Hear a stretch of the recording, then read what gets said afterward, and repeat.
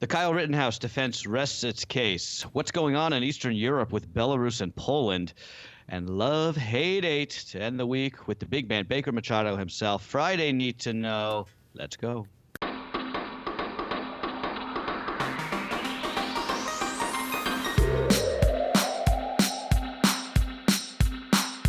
Good Freitag, everybody. This is Cheddar's Need to Know podcast for November 12th. I am Carlo Versano, and I'm here once again with BM himself. How are you, Baker? Hi, Carlo Versano. Happy Taylor Swift Day to you. For our viewers and our listeners who tweeted at me yesterday, hoping I feel better and sound better. Here's what you get. You sound worse, actually. I do. Yeah. Even though the funniest thing is I actually feel better. I feel much, much better. I'm not as congested and any of that, but I do sound much worse. I sound like a very gay frog this morning. But I will do everything I can to make sure that this show runs very smoothly today. Okay, I appreciate that. Just a couple pieces of housekeeping here. We're doing the YouTube watch party today because it's Friday, so head on over to youtube.com/Cheddar now at 9 a.m. Eastern. You can talk with Baker and I about whatever's on your mind, whatever's in the news, love, hate, hate, all that. And also, just one other thing, for everybody who has emailed or DM'd me, who I haven't responded to over the last week or so, pointing out that when I was complaining this time last week about daylight savings time, everybody pointed out it's not actually daylight savings time that I'm complaining about. It's the end of daylight savings time. Yes, correct. Whatever. Time is a social construct. I feel like okay, I just want more light. I just want more light in the day. Yeah, I don't care what it's funny because I've learned more about daylight savings time in the last week. That there's daylight savings time and then there's standard time that's out there. Yeah, whatever. And so I had to figure out: am I I want to abolish daylight savings time as much as you. So I don't know if I'm for daylight savings time, the proposal, or for standard time, but I figured it out. I'm for standard time, apparently. Okay. All right. Yeah. Is that the one where it's light out later? Yes, that's what I want. exactly. I just want it to be light out more. Yeah, that's all I care about. All right, so let's dive into the headlines, Carlo. We got a lot to get to, and let's start with my home state of Colorado. The governor there, Jared Polis, overruled the national recommendation and has now signed an executive order now allowing every adult in the state to get their booster shot. Colorado, one of a growing number of states seeing their case numbers and hospitalizations back on the rise. The southern states that bore the brunt of the summer surge, like Florida and Alabama, they're not faring as well as any state now. New hotspots cropping up in states like Michigan, Vermont, and New Mexico. I read yesterday, New Mexico, the hospitals now at full capacity. And we should note the COVID numbers, while they've been going down over the course of the last few months, they've actually started to tick back up again, Carlo. We are up 2% on the daily average cases over the course of the last 2 weeks. As one COVID researcher put it to the Associated Press, quote, "It's hard to know what's coming next with this virus." And I think that's kind of the bottom line. I mean, I give up, man. I've been prognosticating about this freaking pandemic for like 2 years now. Everything I ever say about COVID is wrong. It feels like oh, I think it's over. It's about to be over. Maybe it's going to be over after this surge. Maybe I don't know anymore. Who the hell knows anymore? But I mean, look, get your vaccine, get your booster shot when you can. Wear a mask when it makes sense to do so, and go on living your life. That's the bottom line. I think you're right, and I also want to commend the governor for doing this because the CDC and the Biden administration has not given clearance to anybody under the age of 40 getting these booster shots. I, for one, am almost going 8 months since I got my second dose, so I'm sort of in this COVID purgatory area right now where I want as much protection as I possibly can. And so I think, and this is what Governor Jared Polis said yesterday, he basically said, we need to give everybody as much of an opportunity to use the tools available to them to make their best decisions on how they want to protect themselves. And I think that's what the strategy should be right now, even though there's some conflicting data from scientists about whether or not we need to get the booster shot. I think if people feel safe and secure, and if just to protect themselves and also to protect this country and the economy and everything else that we've seen over the last year or two, why not let them just get the booster shot? Yeah, no, I agree. I like Polis, I think. He is very popular. He's got an over 60% approval rating, and also the first out gay governor in American history. He got married recently, right? Yes, he did. Yeah. He got married because during COVID, he had been with his partner for a very long time, but I think they both contracted COVID, and they were very worried about the health of each other, so that's why they ended up getting married. Either way, a very sweet story for them. Let's move on and talk about Kyle Rittenhouse, because closing arguments in that trial going to start Monday, Carlo, that after the defense rested their case. Now, one of the final witnesses for the defense was a use of force expert who testified that less than 3 seconds had elapsed between the time a demonstrator had fired a gun in the air and when Rittenhouse had shot his rifle. Now, one of the big issues the jury is going to decide is the question of timing, and that's very important here because the prosecution is stressing that the chain of events took place over hours, starting with Rittenhouse's decision to go to the violent protest with a gun, but the defense is arguing that the time frame that matters is deciding whether or not the use of force was justified, and that's just within a couple of minutes around the shootings that left 2 people dead and 1 person injured. Yeah, I misspoke yesterday. When I said somebody pointed this out, so I just want to get on the record. Rittenhouse didn't actually cross state lines with that rifle. He crossed state lines to attend this protest, but he wasn't carrying the gun. I don't really know how much this matters, but it's important to just get on the record and be straight about it. He had his friend in Wisconsin, in Kenosha, buy him the AR-15 that he used because he was underage at the time. He was only 17, right? And then he had that weapon kept at his buddy's house in Kenosha. So just for whatever that's worth, that is just to be completely accurate. So, I mean, look, they're charging the top charge here is first-degree murder. I mean, I wouldn't vote to convict him on murder 1. I don't think I would if I were in that jury. I mean, did the prosecution in this case prove beyond a reasonable doubt that this kid went to that protest with the intent to kill and then did so with, quote, utter disregard for human life, end quote, which is that is what murder in the first degree is. That is a serious burden of proof. And I don't think from everything that I have seen and heard and read about this trial that they have met that. No, look, prosecutors already had an uphill climb to begin with, and this was before the judge had that viral comment basically condemning the prosecutors over their questioning of Kyle Rittenhouse. I don't know how this is going to shake out because this is a really tough case for the jury because you can kind of see both sides of this angle here. I have no idea what the jury's going to do here. This is going to be a tough case for them to decide. I think he's going to walk, as I said yesterday. I also and I'm not trying to sound like I don't like this kid. I don't think what he did was morally defensible. I wish that people in this country would stop, thinking of themselves as like vigilante, police in training or like militia in training. I think that's all craziness. But I don't think that you can charge that he will be convicted for murder in the first degree for what he did. Also, one other thing, and tell me if I'm wrong about this, but it seems like this case has gotten into this sort of like racial overtones or undertones to the coverage of this. People do understand that he shot 3 white guys, right? I'm not saying that's not better or worse. But it was at a Black Lives Matter protest. Yes, that's true. But to the extent that it's race is relevant in this case, I don't really see it. I mean, he is white, and the victims in this shooting were white, and I'm just not sure everybody knows that, to be honest. Look, you bring up a valid point. I'm concerned. The only thing I'm concerned about is, let's just say, whatever happens with the verdict, does he become a bigger martyr for more conservative causes? Do you see more people basically go to protests as a result of this, knowing that they can get the Kyle Rittenhouse treatment here because they can claim self-defense? And does this scare people to go back out and protest because they now know these vigilantes can cross state borders and can shoot them in self-defense? I don't know. I don't know how this is going to shake out, but I'm very nervous about the outcome here. Let's talk in some international news, Carlo. Overseas, the authoritarian president of Belarus now threatening to cut off gas supplies to Europe, further ratcheting up tensions between the Russian puppet regime and the EU. Now, Belarus and Europe have been at odds over a growing migrant crisis at the border. Oh, and it is really bad, between Belarus and Poland. That doubles as the eastern NATO and EU border. Now, a major Russian natural gas pipeline goes under Belarus, and Vladimir Putin would have to give the okay to turn off the spigot, but no indications whatsoever he would do that. Belarus, of course, known as Europe's last dictatorship. I believe the Lukashenko regime has been there for quite a few decades.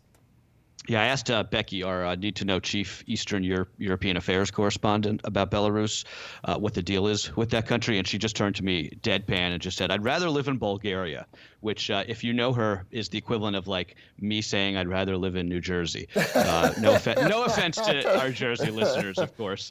I kid. But yeah, this is in the meantime here, the EU adopting a much more hardline approach to its borders, particularly this eastern border. They're going so far as to consider building walls and fences that would push back this migrant surge that's been trying to get into Poland from Belarus. That's important. That's a big shift. One of the founding principles of the European Union has been freedom of movement. Right. And the bloc prides itself on its sort of hospitableness to refugees of all shapes, sizes, and colors coming from anywhere in the world.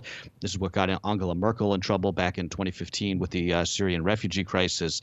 But this is fascinating. Lukashenko, the Belarus strongman, he has been giving out tourist visas like candy, basically to anybody in the Middle East, particularly who wants to come there. And of course, nobody has tourism in mind when they think of Belarus. Right. Oh, yeah. So it's all sort of a farce here. The airport in Minsk, which is the capital of that country, they're now seeing 55 weekly flights from airports in the Middle East. Wow. So this guy he's essentially creating a migrant crisis out of thin air in order to destabilize Europe and punish Europeans for these sanctions. It's fascinating. I think you're going to see more stuff like this, especially with some of these sort of dictators who are perhaps on their last legs, right? Well, by the way, from a business perspective here, some of the people I follow on social media are concerned if he does turn off the gas pipelines, what does that do for energy and oil prices over the weekend? You can see cascading effects as a result of that. And then don't forget, just within the last year, Lukashenko has been in the headlines for two different reasons. One, the situation with that Olympian, where she basically fled to get away from Belarus. And then secondly, a journalist that was critical of the Lukashenko regime, he forced that flight to land so that way he could basically detain that journalist that was critical of the Lukashenko regime. So a lot of scary things happening. And that's important. Right there. And that's important because that's one of the things that triggered these sanctions that he's now upset about. Exactly. So true. All right. Meanwhile, let's move back here to the United States, Carlo. Homes in the U.S. are selling at their fastest pace on record. That according to a new report from the National Association of Realtors. Between July 2020 and June of this year, the average listing stayed on the market for just a week before it went into contract. The year before, the average was 3 weeks. A majority of sellers also able to get their full asking price, with 35% of homes going above ask. The market is, I am still so incredibly surprised at how hot the market has still remained to be, even during the pandemic, Carlo. Yeah, it's incredible. This competitive housing market, it's great for homeowners. If you own a house and you're looking to move, you're looking to upsize or, go somewhere else, it's really good. But if you're a first-time home buyer and you're trying to sort of get into the market without the windfall that comes from selling, your previous house, it's more or less impossible. Unless you're just like, wealthy and you can make some, all cash offer at the ask the minute that a house goes on the market. It's crazy. It seems like it's cooled down a bit since the summer, but I think it's probably still too early to tell. And typically, the period that's coming up, the kind of holiday and winter period, is the slowest time of the year for the housing market. So I think it'll be interesting to see. Are we going to see kind of like a flood of new buyers who have been sitting on the sidelines just because they got priced out come back online? I don't know. What I do know is if I could go back in time and do one thing, I would have bought an apartment in New York City in like April of 2020. Oh, beyond. So, Carlo, I bought a house during COVID upstate, and I ended up having to pay, me and my husband, almost 20% more on the asking price on it. And buying a house in COVID was the weirdest experience of my life because we couldn't even bring a realtor inside the house. And they're like, oh, by the way, there's like 7 offers on this house. You need to make a decision now, which was crazy. But the house is falling into a swamp, and it has a major rat infestation. And it's $1 million, and you need to make an offer now. Yes, no, but that's basically what it's like right now. And the other problem is starter homes, first-time family homes for a lot of millennials who would be in the house buying process right now. They're either so expensive that millennials can't afford them right now because the housing prices are up. And then the second thing is the single family homes. A lot of people, because the prices are going up, are staying in their houses. So there's less basically available on the market for people to buy. So this is why it's a compounding effect. And this is why so many millennials are not buying as many houses as our parents' generation did. We desperately need more housing in this country. Yeah, let's talk about Chinese tech giant Alibaba. They took in a record, Carlos, $85 billion in sales during their annual 11/11 Singles Day shopping extravaganza. That in spite of the supply chain breakdown, a slowing economy in China, and Beijing's tech crackdown.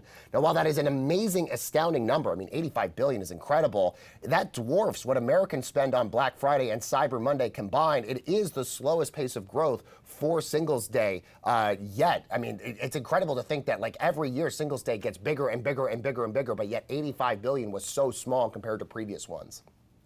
Yeah, I mean, this is sort of a precursor to what we're going to see here in a couple of weeks. I think, you got this red hot consumer demand, and it's combined with all of these strains and issues with the supply chain that we talk about that has just left all of these products kind of out of stock or back ordered. So that's going to be, I think, what's in store for the holiday shopping season around the world, and particularly in the United States. And by the way, the supply chain now currently hitting me hard because my Kiehl's products, my fancy pants soap that I get from the Kiehl's store in Manhattan is out of stock, Baker. What? Wow. Yes. I mean, this is really hitting you hard when you can't wear the Kiehl's products here. Yeah, this is my new crusade here. Get me my $37 Kiehl's shampoo. My mother 2 weeks ago, because all my mom does, by the way, is watch Cheddar all day, and because all we talk about is the supply chain issues, she's like, you need to send me your holiday lists like now, because I need to like know what to get you, because who knows if, God forbid, if it's even going to get here in time for the holidays. The other larger question, and I don't know if this is going to be the case across the board, are there going to be as good of Black Friday deals as we traditionally usually have, because the supply chain is not going to be as good for these retailers that they'll have enough in stock? So for them, is it worth it to basically, cut down the price of a lot of products when you don't have as many of them? So who knows if we're going to be getting as many of the deals this year like we traditionally got in the past as well, even though Americans are saving more than we have in years. Household debt is at its lowest it's been in decades because of the pandemic, because we've been stuck at home. I think Becky has a very good Christmas shopping mantra that I will impart to you now. I always thought it was kind of smart. It's one of each: want, need, wear, read. Want, need, wear, read. So read. Oh, one present for each of those things. And I think, I think this year is just going to be, I think it's going to be all about, shop small, right? Go to your shop at the local guy, get something handmade. Oh, yeah, totally. Make your own presents. Like, it's just, I think it's just, that could be a good thing for all of us. But I've also realized my own shopping habits as I've gotten older tend to like become more boring. Like, do you remember when you were a kid? Like, I don't know, maybe if this was just me, I would spend hours crafting my holiday shopping list. I'd be like, oh, I want this DVD, or I want this CD, or I want this t-shirt, and I would give my parents links to where it was at online. Now I'm just like, just give me socks, give me underwear. And I always used to make fun of my dad for getting that for the holidays, and now I'm just like, screw it, just give it to me. I don't care. Yeah, no, I mean, sheets, that's all I want. Yeah, nice exactly. Sheets. Candles, buy me, I told my mom, I was like, buy me like $100 candle. Just, spend your budget on me on one thing. Carlo, let's talk about this wild story in Michigan. The Attorney General has publicly apologized to the entire state because she got drunk at the Michigan State rivalry game 2 weeks ago. Dana Nessel, the Democratic Attorney General, posted on Facebook that she had overserved herself at a pregame tailgate party because she drank 2 Bloody Marys on an empty stomach. She said she had to be helped out. Yes, I've been there too. She said she had to be helped out of Spartan Stadium, quote, so as to prevent me from vomiting on any of my constituents. I'm glad she's at least very upfront about that. Now, the Attorney General revealed to her staff that they wanted to hire a crisis firm to deal with the fallout from what the Michigan press was calling Tailgate Gate, but Nessel decided that it was just better off explaining to people that she got drunk. You remember in Us Weekly, I think they still do it. They have that section, it's like stars, they're just like us. They pay their parking tickets. They go buy apples. Right. Politicians, they're just like us. They drink 2 Bloody Marys at a tailgate party on an empty stomach, and then, they had to be carted out as a result. The thing I like about this story is it is a case study in good PR for Yeah, politicians. I agree. Just admit it. Be honest, Just admit be it head honest. on. I drank too much. I drank too much at a football game, no less. Nobody cares. No regular No, people no. is gonna knock you for that. If anything, it's gonna make your poll numbers go up. I It's agree. just like the pointy-headed losers out there in like communications and PR that think that like, oh no, you have to have a crisis management firm to manage the fallout of getting drunk at the Michigan State game. Like, no, you Two don't. Bloody Marys, just two. It's not like she drank Yeah. like 15, like, like hard seltzers, or. Yeah. No, go read if you're in this business, the PR business. Go read this thing that she put on Facebook. It's just the tone of it is brilliant, and just the way she takes it head on and makes fun of herself. It is. I thought it was really smart. I think it's smart. I think it's cathartic, and I also think it's refreshing because politicians are known to lie out of their mouth on everything. Especially if this was another politician that would probably be like, "Oh, I didn't get drunk at this game. You have no proof about any of that." So the fact that they admitted to it and said, "Look, I made a mistake and I was having fun," and also like, who doesn't love a Michigan State rivalry game in the state of Michigan? If anything, that shows that you're more. That if anything, that shows you're more in tune with your constituency because of that. Yeah. No, in Michigan, it should be like you have to get drunk at the Michigan State game in order to run for statewide office. Exactly. Okay, Baker, more to know before we do Love 88? Yes. All right, so the January 6th committee, Carlos, set to receive the first batch of Trump files from the National Archives later today, but a federal appeals court has issued a temporary injunction blocking that release for now. Now, Mark Meadows, President Trump's former chief of staff, has been given an ultimatum. He either testifies today to that committee or he risks contempt charges, but he has said he believes that he is covered under the former president's executive privilege here. This is all going to go to the Supreme Court, which is going to rule in Trump's favor, I imagine, given that he stocked it with, I don't know. We'll see. It'll be an interesting case. Meanwhile, the death toll in the Astro World concert disaster from a week ago has risen to 9. Bardi Shahani, she is the 22-year-old Texas A&M senior. She succumbed to her injuries in the hospital Wednesday night, where she had been fighting for her life. It sounds like they had to take her off of life support after she didn't show any brain activity. So terrible. So terrible, so sad, so young, Carlo. A lot of those kids that lost their lives at that. The COP26 summit in the final hours now in Glasgow. Negotiators racing against the clock to hammer out a final agreement between the nations. Disputes, though, still remain over money, the speed of emission cuts, and indeed whether an agreement should even mention the word fossil fuels here, Carlo. Okay, go check your spam folder. Microsoft has been sending out 50,000 gift cards this week to random customers. Just anybody who had that, they have their email address for.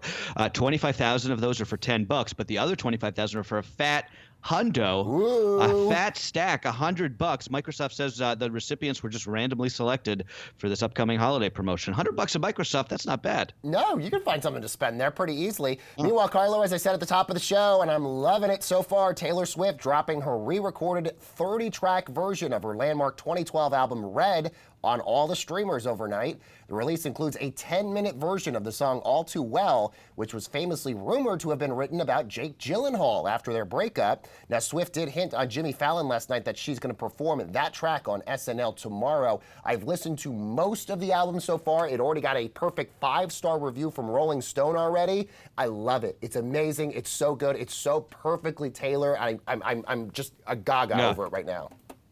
God, between Taylor and Adele, this is like real breakup. Breakup album. Yes, this is season, right? This is breakup divorcee season right now. Like when it used to be, it used to be hot girl summer. Now it's like depressed chick autumn right now. Oh, man. And just in the NFL, a couple big signings in the NFL ahead of Week 10 this weekend. Cam Newton returning to the Carolina Panthers, the team that drafted him number 1 overall back in 2011 and then cut him a couple years ago. And OBJ, Odell Beckham Jr., has just signed with the LA Rams after he was released by Cleveland. So many stars on that LA Rams team, and don't forget that new stadium in Los Angeles where the Rams play has the Super Bowl this year. So who knows if the Rams maybe are the home team at their own stadium at the Super Bowl this year. Oh, that would be cool. Okay, Baker, we're going long, but let's do a little love-hate. Yes.